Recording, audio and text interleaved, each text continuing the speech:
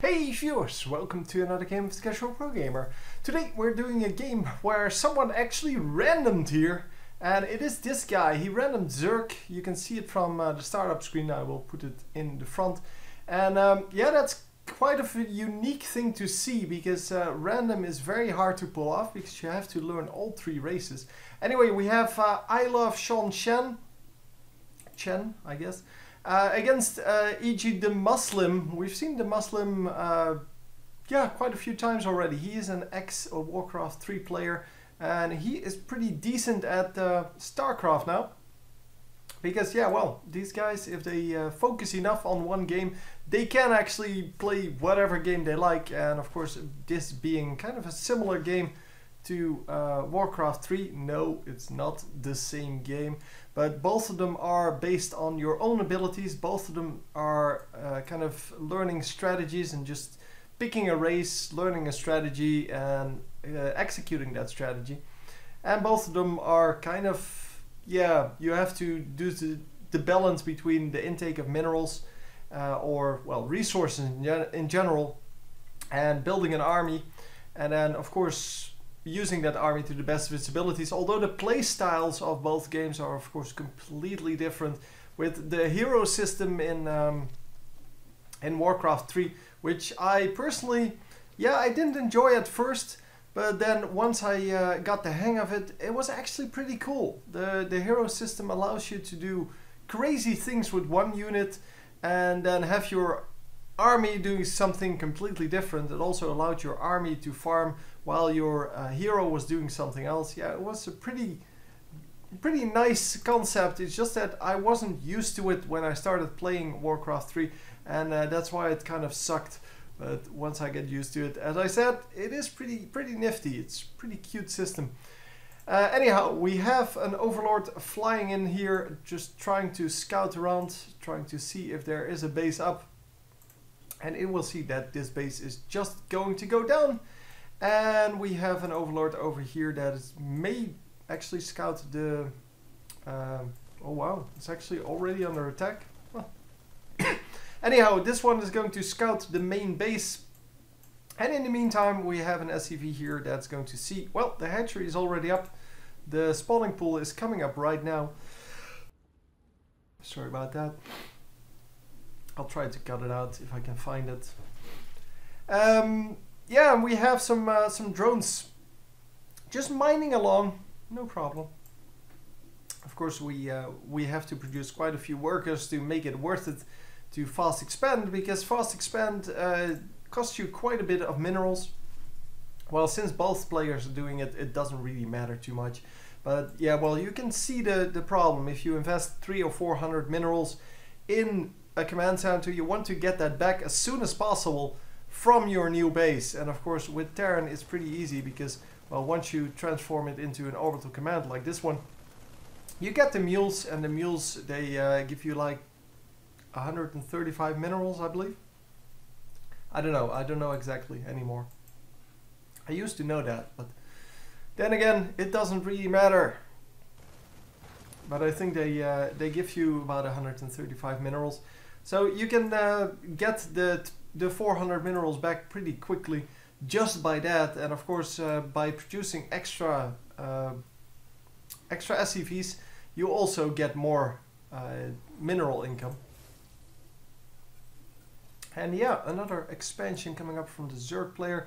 We're pretty much just doing the standard things, just spreading the creep, not really connecting his bases yet, but he is at least getting towards his third base. So there's first and second base not really connected, but they are going to connect with this guy, and that one is going to well, connect the two bases. That's pretty neat.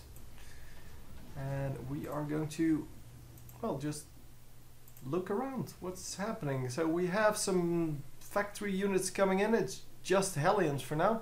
We have a starport coming up. Oh, it doesn't teleport me. It still doesn't teleport me to the building location. Oh, it does. Okay. Yeah. There you go. So yeah, we have we finally have that now. That has been a problem for quite a while for commentators, because what you would like to have is exactly this. I would like to see where the command center is coming up. And of course, yeah, the third base coming up for the Terran player as well. But yeah, now when you click on them, you actually get to see where, well, where that's happening. Where things are happening instead of just that they are happening. And especially with hidden tech, that used to be quite a bit of a problem. And well, we have a Banshee coming out here. I think it's just going to be a harassment Banshee. I don't think he's going to rely too heavily on that. But hey, you never know. We'll have to see what he does. But yeah, as you can see, the Queen is blocking the ramp, but that leaves just one thing open, and that is just going for this. Yeah, that was kind of risky for the Zerg player. Just yeah, leaving that that base entirely open to the harassment, but he did know what he was doing. He did have the Zerglings out, and well, everything should be fine. So currently with these Hellions and the Banshee out, he should be able to harass pretty efficiently. It is of course risky to, well, to harass with a Banshee with no cloak, and he's not building cloak either, because without cloak, yeah, he gets shot down pretty quickly by the Queen. And with cloak, of course, that's a whole lot more difficult. But yeah, getting the snipe on a Queen here, that's excellent. And they are going to just retreat again. So the Banshee is going to just be used in the army, I guess. And that's a pretty nice use of Banshees anyway. So even though most people will go for the harassment on the Banshees, or with the Banshees, it is still a pretty good thing to just put them in your army and just let them do their damage, because they have some pretty nice damage on them. So we had a little bit of harassment coming down. So yeah, as you can see, 12 damage, but they do have 2 attacks. Oh, they added that. The amount of attacks it has. See, this one says attacks 2. So if it has 1 attack, it doesn't show. But yeah, that is really nice, because for some units it wasn't really obvious. So yeah, we had harass coming in this base and in this base, but both of them got cleared out. Quite a few Zerglings ready to harass. And well, we have some units ready to harass here as well, but obviously the Hellions are more expensive than the Zerglings, so you generally want to get something out of that. Whereas Zerglings, yeah, you really don't care. Even if you draw some SCVs off of mining, that's already worth it. And yeah, for example, getting this tank to half health might already be worth it. It's probably not though. But it might have been if he could follow that up by actually killing the tank in a future wave. Or if the tank gets repaired. So the tank is going to get repaired, so yeah, it is worth it, because this SCV is not mining, plus he has to invest minerals in actually cleaning up that damage.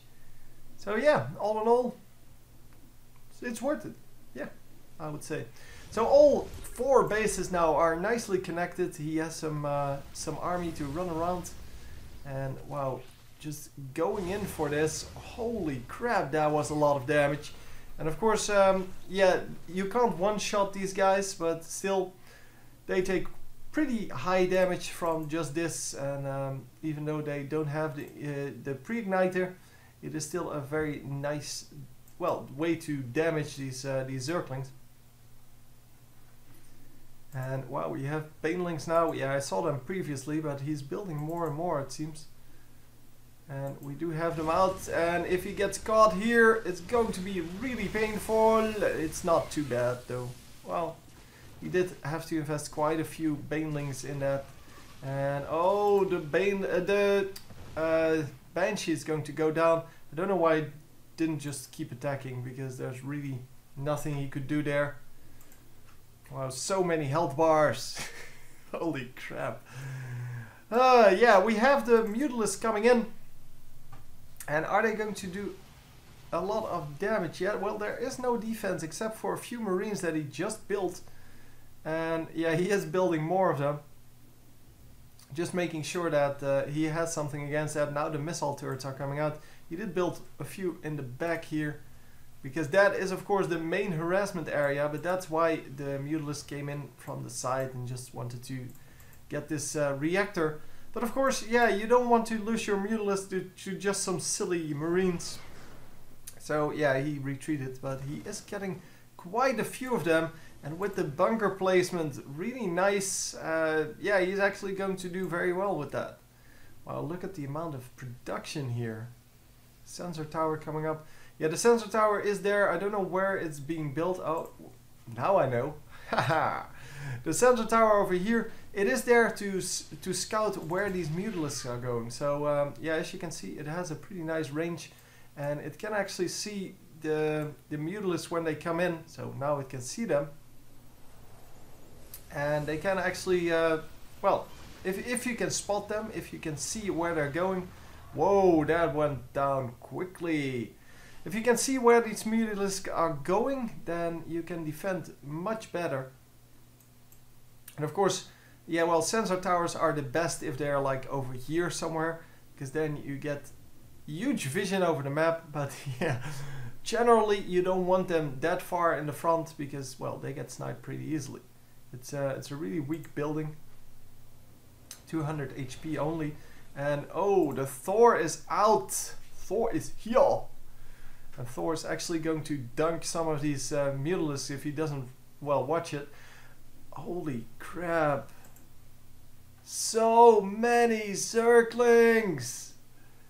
Okay, over here we have a little bit of harassment from the Terran, and actually getting quite a few kills on everything, but then loses everything. The base, yeah, is still going to come up, no problem, but so many Zerglings. Oh my god, he is maxed out now.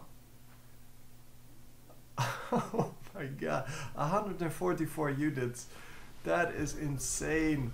Let's see how many units he actually has. He has 120, over 120 of these Zerglings. And with the Banelings in there, they're going to do pretty nicely. The tanks take a lot of the hits, but yeah, everything gets cleaned up. Nothing, however, survives for the Zerg player either, but he is willing to trade that pretty nicely, because he has quite a trust fund build up, and especially Zerglings, they are really cheap, so he can just build them no problem.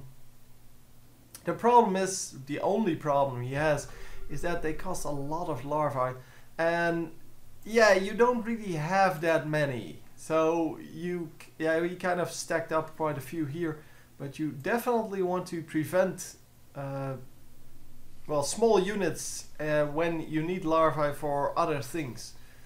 And look at that, so much creep spread.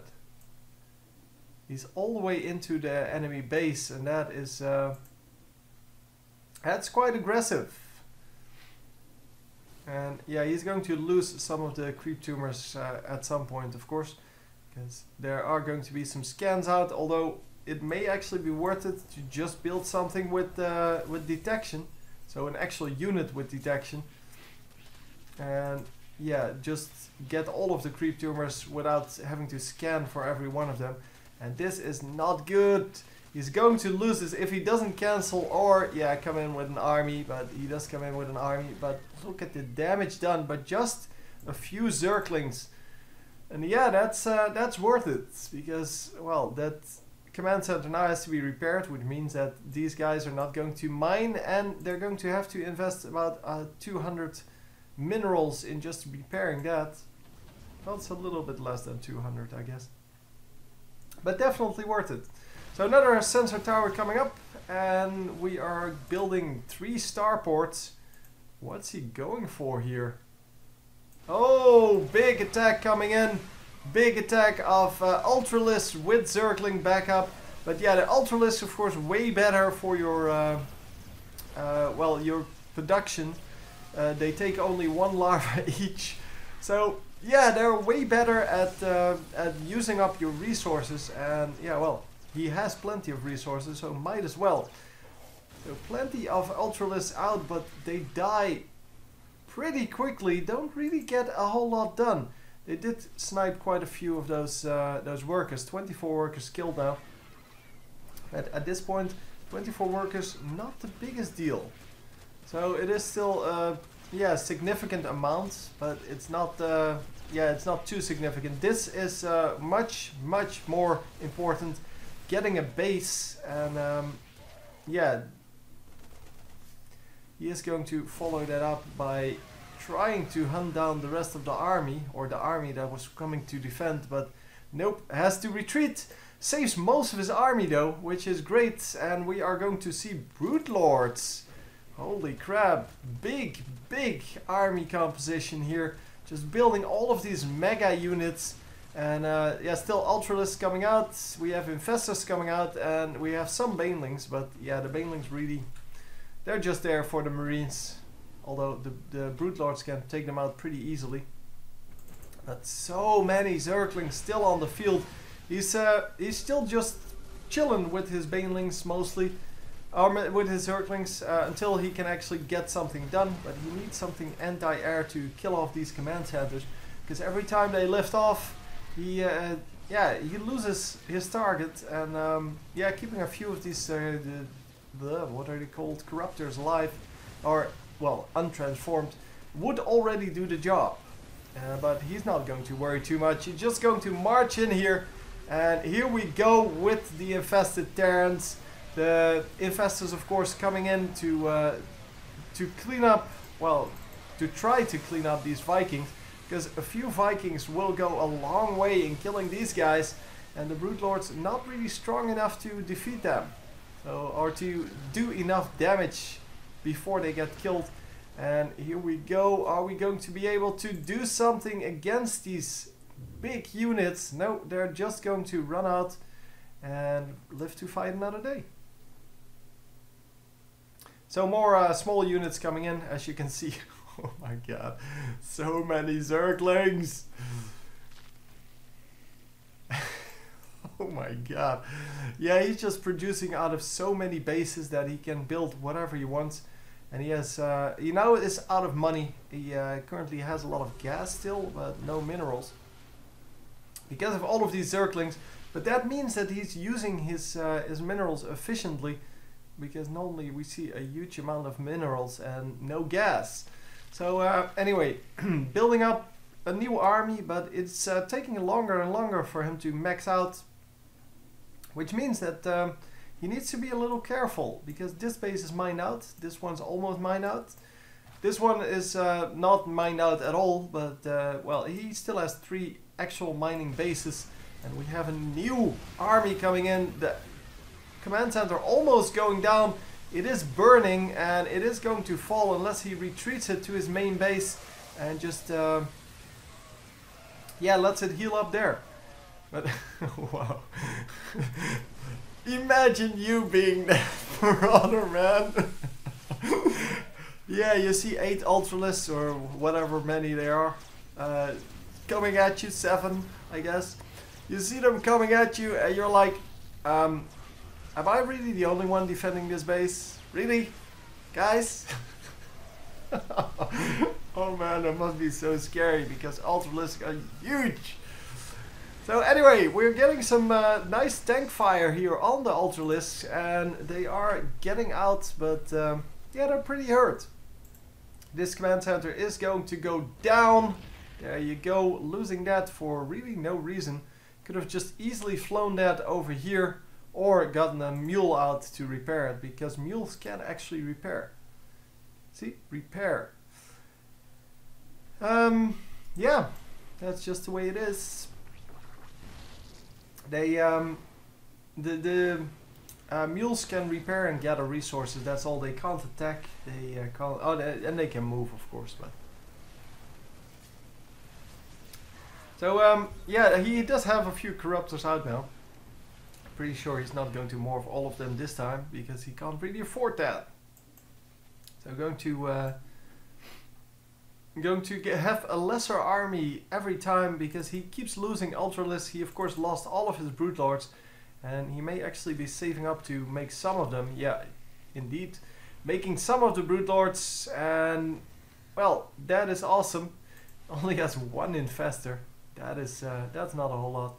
But yeah, The infestors are of course a good addition if there are flying units, and well, with these medevacts he also always has something to snipe. But yeah, especially for the protection of these broodlords, it is really important to have some air defense, because well, the Vikings are of course the main enemy here. Yeah, the Marines can't really do it because well, they get stuck on these on attacking these little broodlings. And wow, they get wiped out here. Yeah, those are really expensive units, so killing a couple of Marines really not good enough. And as you can see, losing a lot of the overlords, or sorry, the ultralists. So even though he is the aggressor, the Zerg player is definitely the aggressor. It is, yeah, it is not going to be good enough, I think. It is just... Yes, so many units that he loses. I'm not actually sure he can actually keep this up. And the long distance mining is not working out. He is losing all of these SCVs one by one by one by one. And of course, yeah, here we go. So the starports were just there for the Vikings.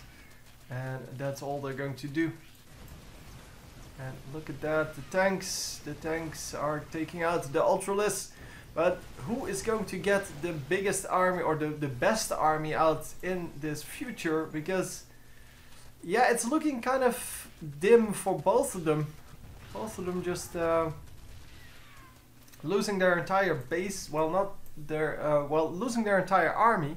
And it seems that yeah, there is a GG coming out from the blue player here. He still had one mining base, but that was all. He didn't have anything left to defend, I guess. But wow, it was close. It was just that the Zerg player was the aggressor. He lost way more units, I have to feel.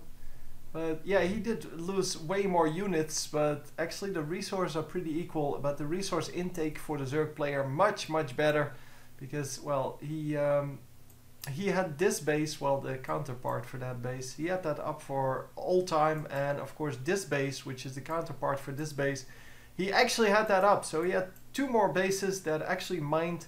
Both of them didn't take these bases because they were just too far out and impossible to defend. But really, because he was the aggressor, he actually got the kill on this command center a couple of times, got to lift, and he never allowed this base to come up. So very nicely played, so many Zerglings and very nice units. We didn't see any Heart of the Swarm units, which is unfortunate, but that's the way it is. So anyway, hope you enjoyed, and I will see you next time. GG!